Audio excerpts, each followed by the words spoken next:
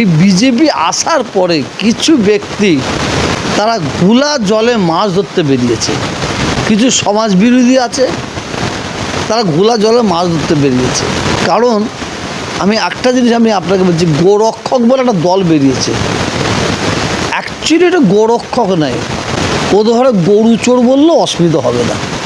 যেদিন পর্যন্ত ভোট হয়েছে সেই দিন কিন্তু শুভেন্দু অধিকারী এই বিজেপির একটা মাথায় রাখবেন, যেদিন থেকে শপথ নিয়েছে শুভেন্দু অধিকারী কিন্তু বিজেপির নয়, বাংলার মানুষের শুভেন্দু অধিকারী। হিন্দু, মুসলমান, শিখ, ইসাই সব্বার শুভেন্দু অধিকারী আর নিজেকে কোনোদিনই বলতে পারবে না যে আমি বিজেপির মুখ্যমন্ত্রী, কিন্তু বাংলার মানুষের মুখ্যমন্ত্রী ওনাকে বলতে হবে। এটা উত্তরপ্রদেশ নয়, এটা গুজরাট নয়, এটা হচ্ছে পশ্চিমবাংলা। পশ্চিমবাংলায় কোনো অশান্তি, কোনো হিন্দু ধর্মের মানুষ মেনে নেবে না, কোনো মুসলমান ধর্মের মানুষ মেনে নেবে না। কেন? এ বাংলায় আমরা হিন্দু মুসলমান যারা আমরা আছি, আমাদের এই মিলন ধরে রাখার দায়িত্ব সাধারণ হিন্দু সাধারণ মুসলমানদের। রাজনীতির নেতারা তারা তাদের মতন কথা বলেছে। আপনি নিশ্চয়ই শুনেছেন, যখন বিজেপি ক্ষমতায় আসেনি তখন বিজেপির রাজনীতির নেতাদের তাদের হুঙ্কার, তাদের বক্তব্য, তাদের কথাবার্তা সব শুনেছেন। কিন্তু আপনি কি এখন শুনতে পাচ্ছেন? বিজেপির সেই হুঙ্কার আছে, রাজনীতির নেতাদের সেই বক্তব্য আছে, সেই আওয়াজ আছে। কারণ বিজেপি ক্ষমতায় এসেছে, ক্ষমতায় আসার পরে হুঙ্কার টুকা দিয়ে এসেছে, কিন্তু ক্ষমতায় বসে পড়েছে। আসার পরে এনাদের দায়িত্ব হচ্ছে বাংলার প্রত্যেকটা মানুষ কিভাবে আনন্দের সঙ্গে সুখের সঙ্গে বসবাস করে। প্রত্যেকটা ধর্মের মানুষ তারা দায়িত্ব নিয়ে তাদের ধর্মের কাজ করতে পারে এবং এই বাংলায় কোনো রকমের অরাজকতা হবে না, কোনো রকমের অশান্তি হবে না, সেই দায়িত্বটা এখন ঘাড়ে পড়েছে বিজেপি। ক্ষমতায় আসার আগে যেমন পেরেছে বলেছে, কিন্তু যখন ক্ষমতায় এসে গেছে, একটা জিনিস শোনেন, যখন কোনো ব্যক্তি বাবা না হয়, সে ছেলের কি দরদ, বাচ্চাদের কি দরদ, পরিবারের প্রতি তার কি করণীয় সে জানে না। সে যখন একটা পরিবারের মধ্যে যুক্ত হয়, সে যখন বাবা হয়, ছেলের কি করণীয়, পরিবারের কি করণীয়, সেটা প্রত্যেকটা বাবা মা বোঝে। অতএব পশ্চিমবাংলার বিজেপি ক্ষমতা এসেছে, ক্ষমতায় আসার পরে মেন দায়িত্ব এনাদের, কে চাকরি পাবে কে চাকরি পাবে না এইটা আসল ফ্যাক্ট নয়। কতটা দেশের উন্নয়ন হচ্ছে, রাজ্যের উন্নয়ন হচ্ছে, কতটা হবে, এটা ততটা ফ্যাক্ট, কিন্তু ততটা ফ্যাক্ট নেই।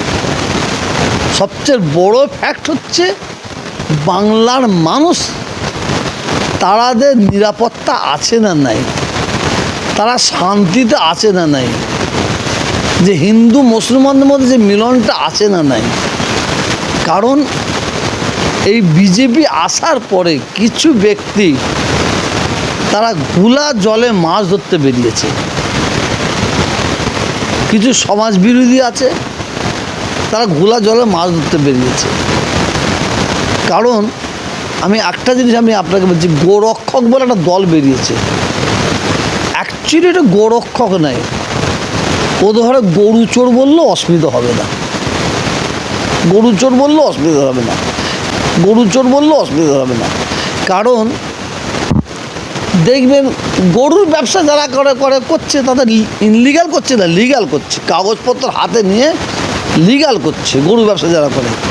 কিন্তু এরা কী করছে, রাস্তায় ওই গরুর গাড়িকে দাঁড় করিয়ে গোমাতা গোমাতা বলে অন্য অন্য হিন্দু মায়েদের, অন্য অন্য হিন্দু ভাইদের মাথায়, হিন্দু ধর্মের মানে ব্যক্তিদের মাথায় ঢুকে দিচ্ছে আমরা গোরক্ষক, আমরা গোমাতাকে রক্ষা করছি।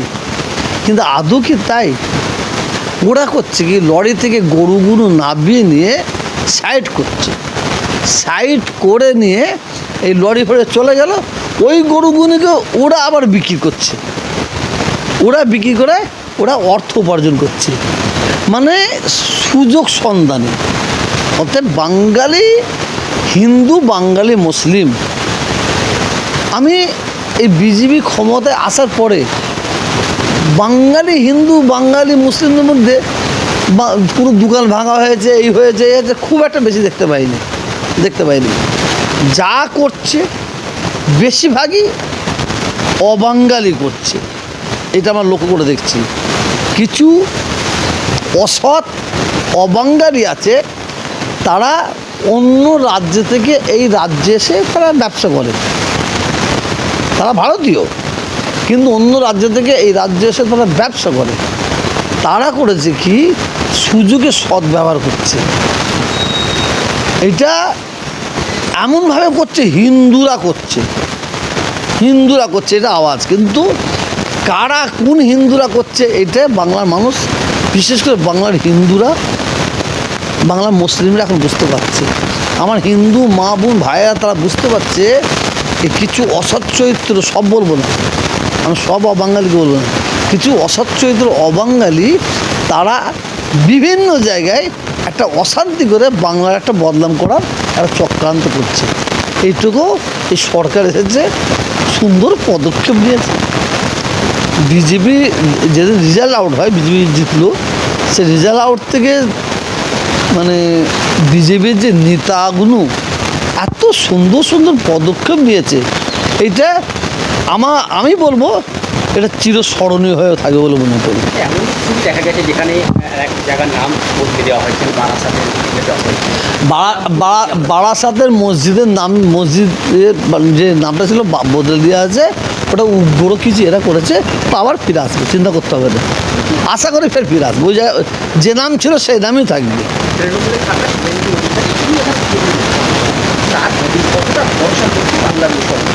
সেটা বাংলার মুসলমানের জিজ্ঞেস করুন, বাংলার মুসলমানকে জামাই জিজ্ঞেস করছেন কেন?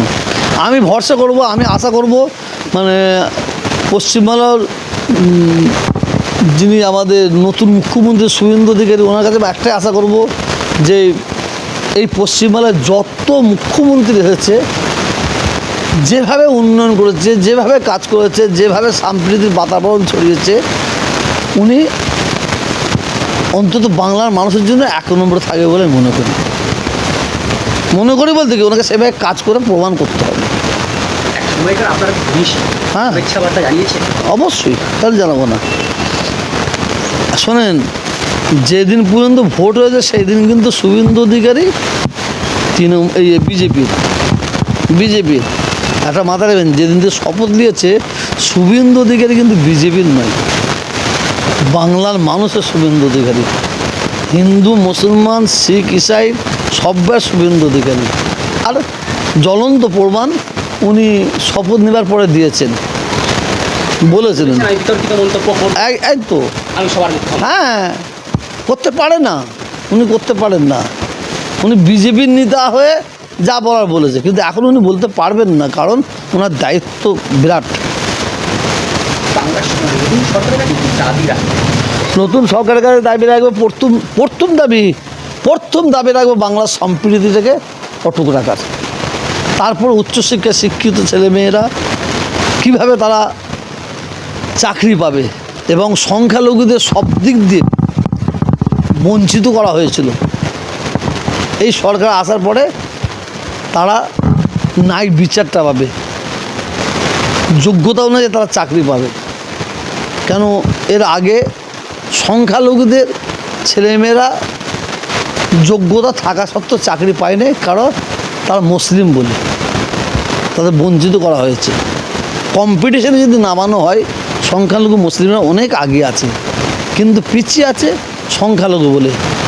সেই জায়গাটা নিশ্চয়ই শুভেন্দু অধিকারী দেখবে, যোগ্যতা যারা হবে তারাই চাকরি পাবে। কেন, এর আগের সরকার, তৃণমূল সরকারের ওই যারা আমলা ছিল তারাই এই সরকারটাকে, তারাও বিরাট ক্ষতি করেছে, তারাও ক্ষতি করেছে। এই ভরাডুবির কারণটা কি? এই যে মানুষ তো আশা করছিল যে এই ভরাডুবি তৃণমূলের হবে। অহংকার, অহংকার। অহংকার। আমরা দেখলাম গতকাল প্রাক্তন মুখ্যমন্ত্রী এই সরকারের কিছু এমএলএ, কিছু মন্ত্রী, তারা তাদের বাপের রাজত্ব মনে করছিল, বাংলাটাকে তাদের বাপের রাজত্ব মনে করছিল। সেইভাবে মানুষের সঙ্গে তারা ব্যবহার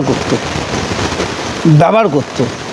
কিন্তু একটা দুঃখ আছে, সেনাশিসের মতন, শওকতের মতন আরও কিছু মানুষ আছে, তারা এত অত্যাচার করেছে, জুলুম করেছে, তারা চলে গেছে। যতটা আনন্দ পেয়েছি তারপরে একটু দুঃখ পাচ্ছে, এদের সঙ্গে মানে খারাপদের সঙ্গে ঢেউ যাচ্ছে তো, তাদের ভালো গুণকে ঠেলে দিয়েছে। এই সরকারের কিছু মন্ত্রী, কিছু এমএলএ ভালো ছিল, এটা অস্বীকার করা যাবে না।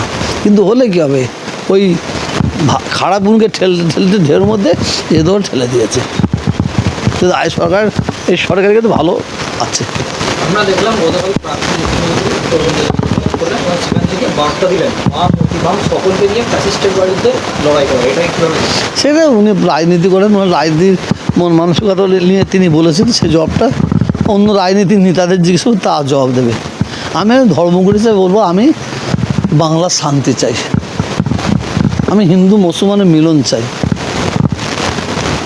এই দেখেন, আমাদের যখন অসুখ হয় না, আমরা হিন্দু ডাক্তারের কাছে যাই, মুসলমান ডাক্তারের কাছে যাই।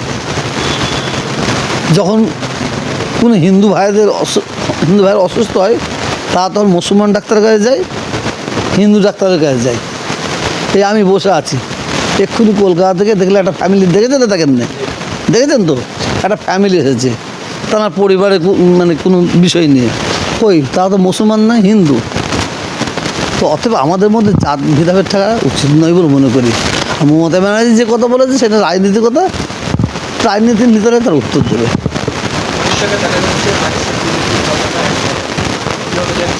ওই আইএসএফের লোককে জিজ্ঞেস করেন, বিজেপির লোককে জিজ্ঞেস করেন, আইএসএফের লোককে জিজ্ঞেস করেন, বিজেপির লোককে জিজ্ঞেস করেন, ওর জবাব আমি দিতে পারবো না।